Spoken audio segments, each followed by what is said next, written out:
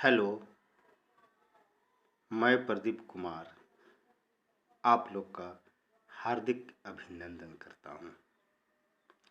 आज आप लोगों को पता है कि हमारे क्लासेस डेली आ रहे हैं।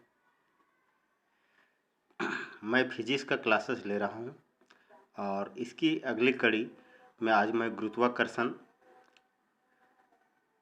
पाठ से को पढ़ाने वाला हूँ। मुझे आशा है आप लोग को बेहद पसंद आएगी। आप वीडियो को पूरा देखें और अपने दोस्तों को भी शेयर कर दें ताकि वे लोग भी मेरे क्लास को देख पाएँ और उसे भी कुछ सीजीएल या उत्पाद सिपाही जिसमें वो फॉर्म भरे हों या आने वाले झारखंड में जो वैकेंसियां हैं उसके लिए उसे लाभ मिले। चलें, लेट ना करते हुए आप लोग जल्दी से हमारे वीडियो को शेयर कर दीजिए और पूरा वीडियो देखने के बाद लाइक करना ना भूलें। ऐसे सब्सक्राइब कर लीजिए ताकि हमारा क्लास आप लोगों को जब हम डालें तो आप लोग को मिलती रहे। चलें, क्लास शुरू करते हैं। क्लास का आज का टॉपिक है गुरुत्वाकर्षण, ग्रेविटी। तो सबसे पहले हम लोग बात करेंगे कि गुरुत्वाकर्षण का सिद्धांत सबसे पहले किसने दिया। गुरुत्वाकर्षण का सिद्धांत किसने दिया, चलिए बताइए। ये क्वेश्चन आया हुआ है कंपटीशन में। आइजैक न्यूटन ने। गुरुत्वाकर्षण का सिद्धांत सबसे पहले किसने दिया, आइजैक न्यूटन ने। ठीक है, और आगे बढ़ें। पृथ्वी तल से पलायन वेग का मान कितना होता है। दोस्तों, पलायन वेग क्या है पता है आप लोग को। वैसी वेलोसिटी, वैसा वेग जिससे हम लोग फेंक दें तो कोई भी चीज़ अंतरिक्ष में चला जाएगा और अंतरिक्ष से फिर वापस नहीं आएगा, उसको पलायन वेग कहते हैं। मतलब किसी चीज़ को अगर यहाँ से फेंक देते हैं और अंतरिक्ष में चला जाता है, जैसे हम लोग सैटेलाइट को लॉन्च करते हैं, तो पृथ्वी तल से पलायन वेग का मान कितना होता है, 11.2 किलोमीटर।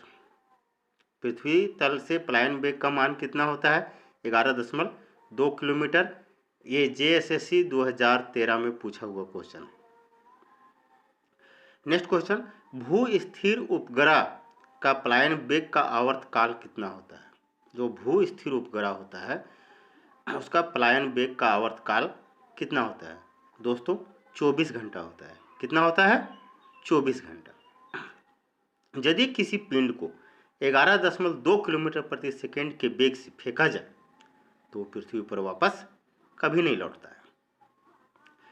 अगर हम एक पत्थर को चांद से पृथ्वी पर लाएं, कहाँ से लाएं, चांद से लेकर ला करके पृथ्वी पर ले आएं तो उसका भार क्या होगा, बदल जाएगा, उसका भार बदल जाएगा। दोस्तों, जी का मान क्या होता है, चलिए बताइए। ये भी क्वेश्चन पूछा हुआ है JSSC के द्वारा ही। जी का मान 6.67 इंटू 10⁻⁻11 Nm² पर kg² होता है। जी का मान क्या होता है, 6.67 इंटू 10⁻⁻11 Nm² बाय kg²। चलिए दोस्तों आगे बढ़ते हैं। पृथ्वी सभी वस्तुओं को अपनी ओर खींचती है, यह हम सब जानते हैं, लेकिन सर्वप्रथम किसने बताया, क्या आपको पता है। पृथ्वी सभी, जैसे हम लोग ढेला फेंकते हैं, पत्थर फेंकते हैं, आम झाड़ने के लिए ही फेंक लिए मान लीजिए, तो जब ढेला फेंकते हैं तो जितना दूर उसे जाना होता है, जितना हमारी क्षमता होती है उतनी दूर फेंकते हैं, फिर वापस वो पृथ्वी पर गिर जाती है। मतलब पृथ्वी सभी वस्तुओं को अपनी ओर खींचती है। तो बताइए सर्वप्रथम किसने बताया, तो सर्वप्रथम हमारे भारत देश के ही आर्यभट्ट ने बताया कि पृथ्वी सभी वस्तुओं को अपनी ओर खींचती है। चलिए दोस्तों आगे बताइए, जी का मान सर्वाधिक कहाँ होता है। जी का मान सर्वाधिक ध्रुवों पर होता है। कहाँ पर होता है जी का मान, ये भी क्वेश्चन पूछा हुआ है GD में। जी का मान सर्वाधिक कहाँ होता है? ध्रुवों पर होता है। जी का मान न्यूनतम कहाँ होता है, यानी सबसे कम जी का मान कहाँ होता है? तो भूमध्य रेखा पर होता है। जी का मान सबसे कम भूमध्य रेखा पर होता है। और जी का मान शून्य कहाँ होता है?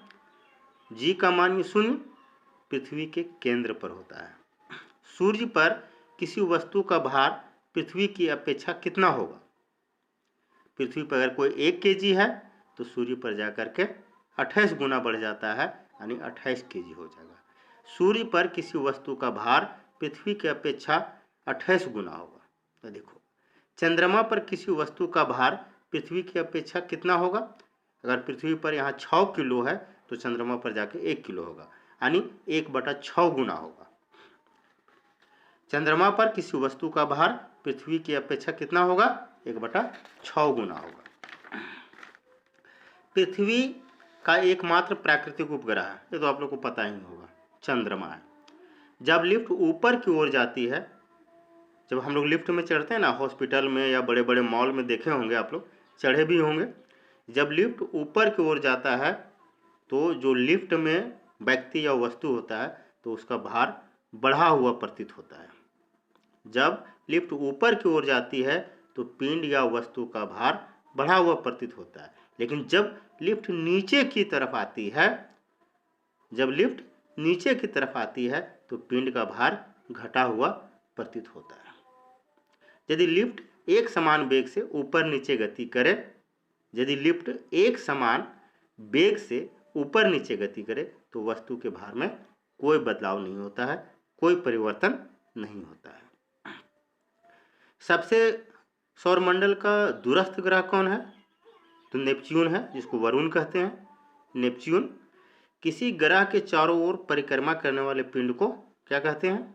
ग्रह, सूर्य एक तारा है, तारा को चारों तरफ जो परिक्रमा करता है उसको ग्रह कहते हैं, और जो ग्रह को परिक्रमा करता है उसको उपग्रह कहते हैं।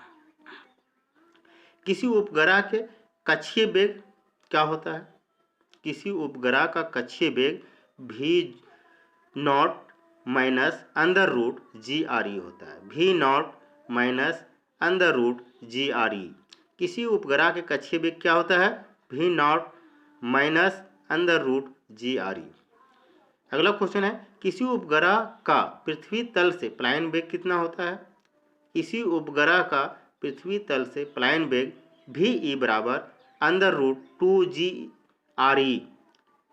किसी उपग्रह की पृथ्वी तल से पलायन वेग VE बराबर √2GRE होता है।